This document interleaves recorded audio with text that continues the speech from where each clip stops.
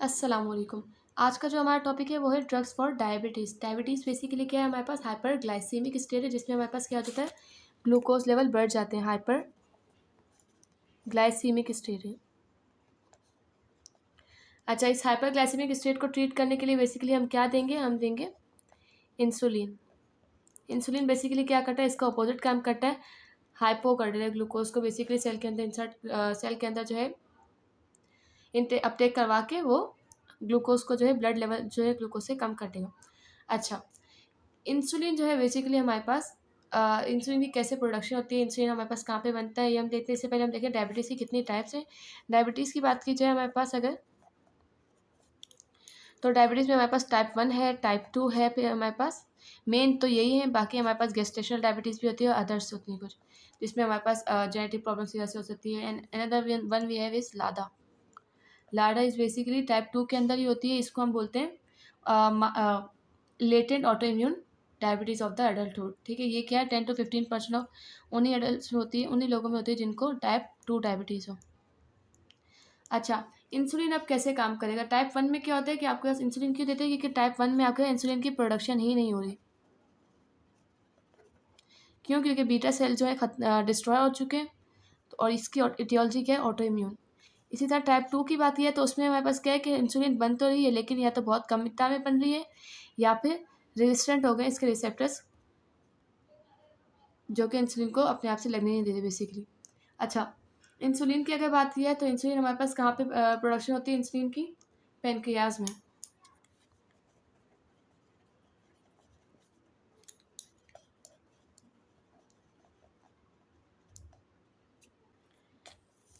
अच्छा, पेनक्रियाज में बेसिकली हमारे पास क्या है, डिफरेंट टाइप ऑफ सेल है, जिसमें हमारे पास जो सबसे ज़्यादा मिकदार है वो किसकी है, बीटा सेल की। बीटा सेल से हमारे पास क्या बनेगा, इंसुलिन। ठीक है, और यही हमारे पास अगर उसके पेरिफ्री में देखा जाए तो कौन से सेल है, अल्फा सेल, जो कि क्या सिक्रेट करेंगे, ग्लूकागॉन।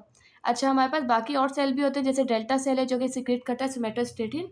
और सोमेटोस्टेटिन का हमें पता है कि वो क्या है, एक यूनिवर्सल इनहिबिटर है सारी ही सिक्रीशंस का। ठीक है, और इससे कौन प्रोड्यूस करता है, डेल्टा सेल। और एक और हमारे पास जो सेल्स होते हैं वो हैं एफ सेल, जो कि हमारे पास क्या प्रोड्यूस करवाते हैं, पेनक्रियाटिक पॉलीपेप्टाइड, और जो कि फैसिलिटेट करेंगे डाइजेशन में। अच्छा, तो मेन हमारे पास पेनक्रियाज में अभी हमारे पास क्या इंपॉर्टेंट है, बीटा सेल, जो कि क्या बना रहे हैं, इंसुलिन। इंसुलिन बना रहे हैं। अच्छा, इंसुलिन हमारे पास प्रोड्यूस कैसे होती है, इंसुलिन हमारे पास बेसिकली सबसे पहले हमारे पास होती है प्रो इंसुलिन, वो कन्वर्ट होती है प्रो इंसुलिन में। प्रो इंसुलिन कन्वर्ट होगी मेच्योर इंसुलिन में, और साथ साथ क्या रिलीज करेगी, सी पेप्टाइड।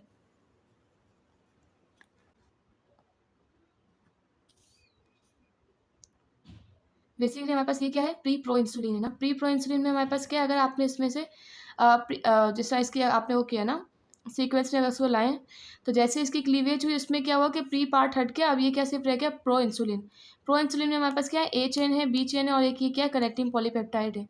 जैसे ही कनेक्टिंग पॉलीपेप्टाइड का रिमूवल हुआ बेसिकली सी पेप्टाइड का, तो उसमें हमारे पास उसके बाद क्या रह गया, सिर्फ और सिर्फ ए चेन और बी साइड चेन रह गई, और ये हमारे पास क्या हो गई, मेच्योर इंसुलिन हो गई। जो प्रो इंसुलिन है हमारे पास, ये भी काम कर सकते हैं मेच्योर इंसुलिन जैसा, यानी कि ये भी जो है हमारे पास हाइपोग्लाइसेमिक इफेक्ट जो है इसके पास भी है। लेकिन सी पेप्टाइड के पास ऐसा कोई भी काम नहीं है। सी पेप्टाइड जो है फंक्शन लेस है, लाइक इसके कोई ऐसा कोई खास फंक्शन नहीं है। सी पेप्टाइड बेसिकली आपको ये डिफ्रेंशिएट करती है कि क्या आपकी बॉडी में मतलब इंसुलिन एंडोजीनस है या एक्सोजीनस है। बेसिकली अगर सी पेप्टाइड होगी आपकी बॉडी में, जितने लेवल सी पेप्टाइड के हाई होंगे, इसका मतलब है आपकी बॉडी में इंसुलिन अच्छे से बन रही है, तब वो आपको डिफ्रेंशिएट करने में हेल्प करता है कि क्योंकि एक्सोजीनस में सी पेप्टाइड नहीं बनती।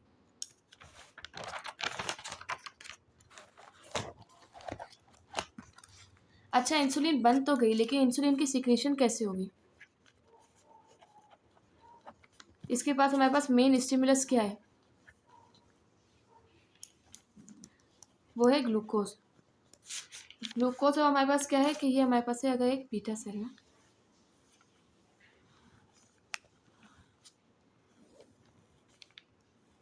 अभी हम रिसेप्टर्स भी पढ़ेंगे। बीटा सेल में हमारे पास बेसिकली कौन सा रिसेप्टर है, GLUT2। ये क्या है, इंसुलिन इंडिपेंडेंट है। सही, इंसुलिन इंडिपेंडेंट हुआ तो जैसे ही हमारे पास अगर हमने फूड लिया है, फूड इंटेक से हमारे पास आई ग्लूकोज।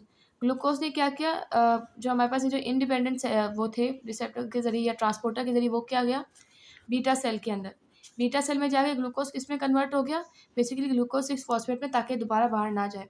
ये ग्लूकोज 6 फॉस्फेट TCA या जो जैसे हम कहते हैं क्रेब्स साइकिल, या फिर जो है हमारे पास इलेक्ट्रॉन ट्रांसपोर्ट चेन, इनके ज़रिए जो है इसने किस में कन्वर्ट हुई, ATP बेसिकली इसने बनाई। ये ATP क्या करेंगी कि जो आपकी मेम्ब्रेन में ऑलरेडी जो पोटेशियम चैनल होंगे, जो कि आपके पास पोटेशियम को बाहर लेके जाते हैं, ठीक है। अब क्या होगा कि जैसे ही ATP बनी, वो क्या करेगी, इस चैनल को इनहिबिट कर देगी, पोटेशियम बाहर जाएगा नहीं, इसके लेवल्स जो है अंदर ही अंदर बढ़ने लग जाएंगे। ये जैसे लेवल्स बढ़ेंगे, मेम्ब्रेन जो है हमारे पास डीपोलराइजेशन की तरफ जाएगी, मेम्ब्रेन के अंदर पॉजिटिविटी आएगी ज़्यादा। उस डीपोलराइजेशन के सेंसिटिव कौन से चैनल होते हैं, कैल्शियम चैनल। ये कैल्शियम चैनल किसके सेंसिटिव होंगे, इंचार्जेस के। तो इसकी वजह से क्या होगा, कैल्शियम का इन्फ्लक्स होगा, ज़्यादा से ज़्यादा जो है कैल्शियम जो है सेल के अंदर आएगा। तो ये जो ऑलरेडी प्रोड्यूस इंसुलिन था, ये क्या करेगा, इस इंसुलिन को जो है इसके साथ वॉल के साथ फ्यूज़ करवा देगा, इसके मॉलिक्यूल्स के। जैसे ही फ्यूज़ होंगे, वैसे ही वो क्या करेगा, इंसुलिन को बाहर की तरफ रिलीज़ करेगा। अच्छा, इंसुलिन के जो हमारे पास जो है बेसिकली डिफरेंट रिसेप्टर्स हैं, लाइक ट्रांसपोर्टर्स हैं। तो उनमें हमारे पास क्या है,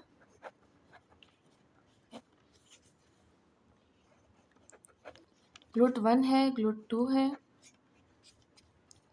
GLUT3, 4 एंड 5 भी कहते हैं। अच्छा, इसको आप बेसिकली कैसे याद रख सकते हैं,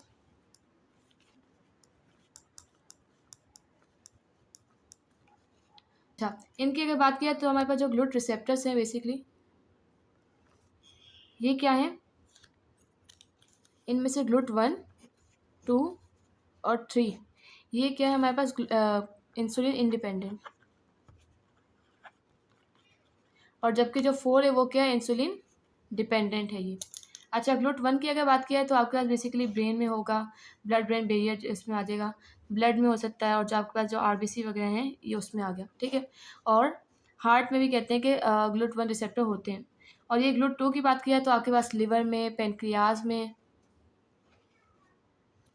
और जो है स्मॉल इंटेस्टाइन का भी जो कुछ पार्ट आता है उसमें भी आपके पास GLUT2 रिसेप्टर होते हैं। GLUT3 की बात किया है तो आपके पास ब्रेन में भी GLUT3 भी होते हैं, और इसी तरह आपके पास स्पर्मेटोसाइट्स जो हैं या स्पर्म कह लो तो उसमें भी आपके पास GLUT3 होते हैं। अच्छा, GLUT5 भी इसमें होते हैं स्पर्म में, और इंटेस्टिनल जो न्यूमेरियल एपिथेलियम है वहाँ की तरफ भी जो है GLUT5 होते हैं। और GLUT4 की अगर बात की जाए तो ये मेनली आपके पास कहाँ कहाँ पे होंगे, स्केलेटल मसल में, एडिपोस टिश्यू में, और हार्ट में। ये 3 एरियाज मेन है जो इंसुलिन डिपेंडेंट है। अच्छा, इंसुलिन के अगर इफ़ेक्ट्स की बात की जाए तो इसके जो मेजर इफ़ेक्ट आते हैं हमारे पास वो कहाँ कहाँ पे आएंगे। अच्छा, इंसुलिन का ये है कि वो ऑलमोस्ट हर बॉडी के हर टिश्यू पे जो है एक्ट करता है, ठीक है। और जो ये जिस रिसेप्टर के जरिए एक्ट करता है वो कौन सा रिसेप्टर है, ट्रांस मेम्ब्रेन टायरोसिन काइनेस। तो अगर इसके मोड ऑफ एक्शन की बात की जाए तो इंसुलिन बेसिकली क्या करे, जब ये रिसेप्टर से जाके लगता है तो वो रिसेप्टर को उसकी फॉस्फोराइलेशन करवा देगा, फॉस्फोराइलेशन और टायरोसिन काइनेस रिसेप्टर, और डिफरेंट प्रोटीन्स वगैरह की भी। और इसकी जो मेजर टारगेट ऑर्गन है इंसुलिन के वो क्या है, liver, skeletal muscle, adipose tissue. Liver की अगर बात की जाए तो बेसिकली यहाँ पे ये क्या करेगा, इंसुलिन का काम क्या है कि इंसुलिन तीनों तरह की लाइसिस वगैरह उनको रोकता है। लाइपोलाइसिस नहीं होने देगा, प्रोटियोलाइसिस नहीं होने देगा, और ग्लाइकोजिनोलाइसिस नहीं होने देगा, यानी कि ग्लाइकोजन को तोड़ने नहीं देगा बल्कि ये मजीद ग्लाइकोजन बनाएगा कि ग्लूकोज को उसमें स्टोर करके रखे।